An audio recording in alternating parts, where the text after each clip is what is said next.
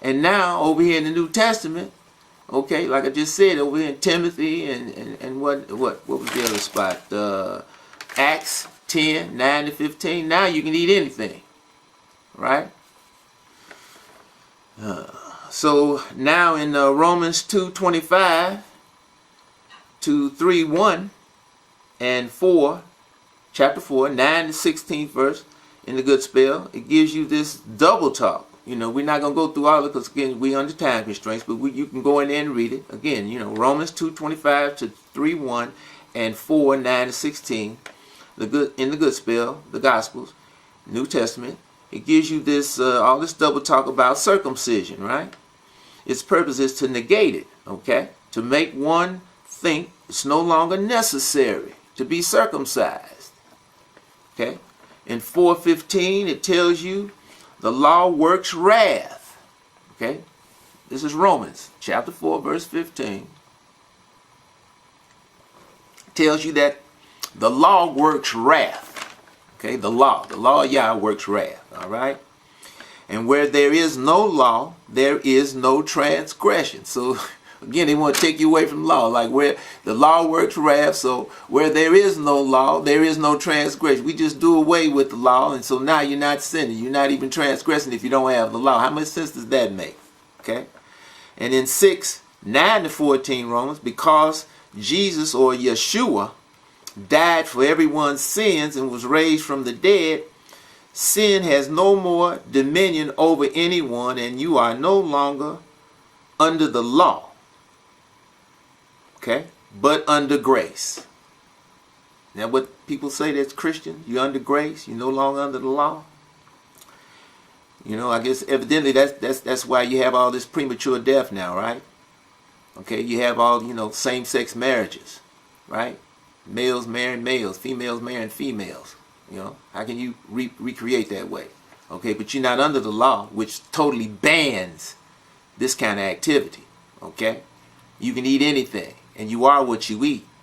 And so if you are what you eat, and you're eating all kind of unclean things, now what are you thinking? You're thinking unclean thoughts. Okay? You're doing unclean things. Maybe that's why we see so much garbage thrown down in the streets. And we see all of this murdering and mayhem and chaos in the world. Okay? Okay? Okay, so it says in Romans 7:4, it says you are dead to the law and married to another.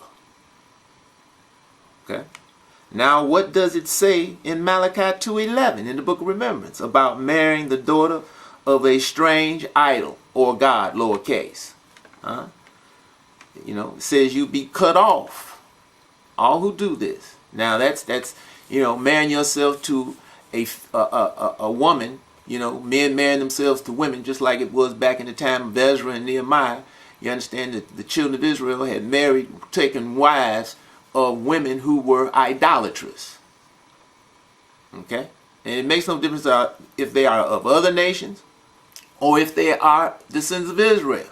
If they are married to an idol, okay, if they're into idolatry, why would you want to, you understand, take a wife that's in idolatry? Because your children are going to be raised in this. So they're going to be cut off from birth. Okay? So, again, you know, in Corinthians 5:17, it says you are a new creature in Christ. Remember what we said in previous show about Deuteronomy chapter 32, verse 17, about what Yah said, that you understand how we would start to, eventually our offspring would start to worship new idols, newly raised up.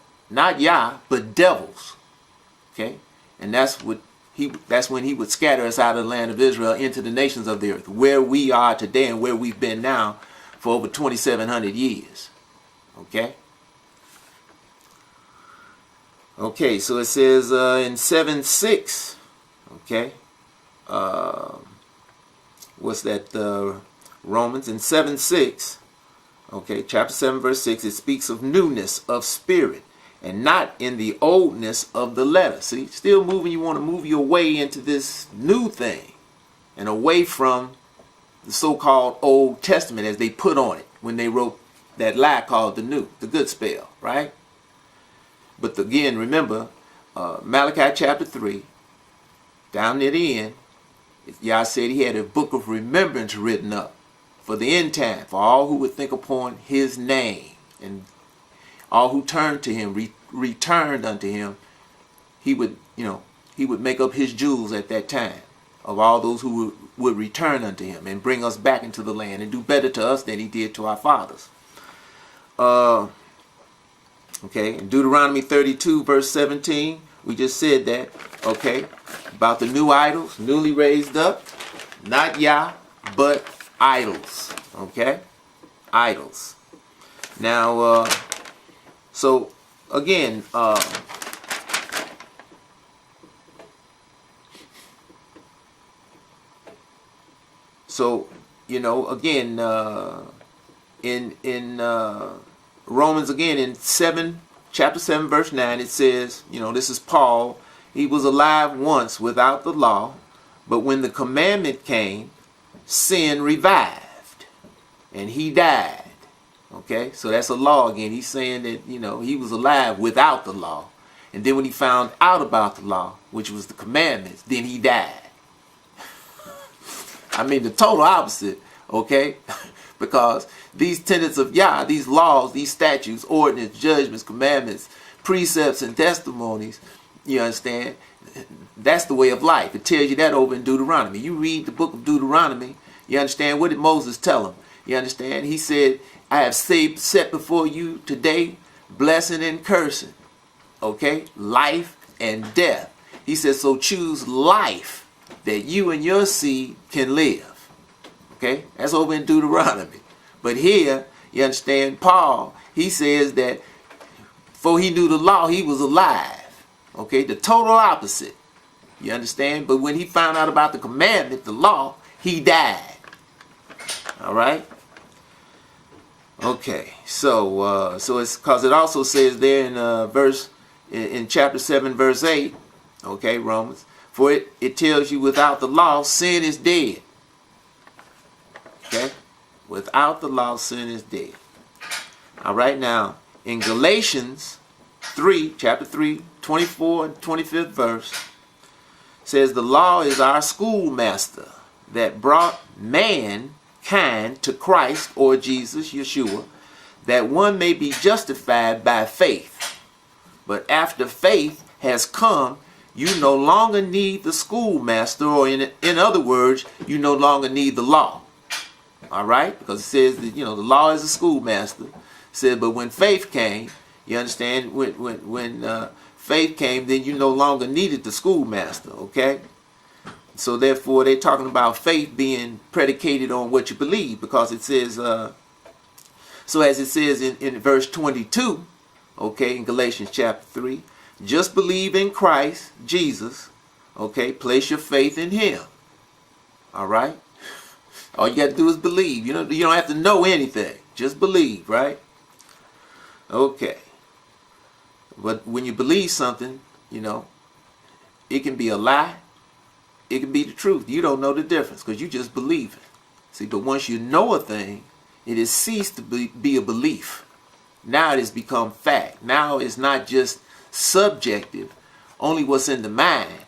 Now it's objective. And when a thing becomes objective, it's mental and physical. Because anything that's just in your mind is not real. Only when it becomes mental and physical, tangible, now it is real. It becomes fact. It is objective and not just subjective, something that's only in the mind. Okay? But they just want you to believe in the good spell. Okay? They don't want you to know anything. All right, Genesis chapter 9. Okay, verse 16 says, Yah placed the bow in the sky. Okay, the rainbow as a sign, a perpetual, everlasting sign. That's why we see the rainbow. Every now and then you see that rainbow. To this day.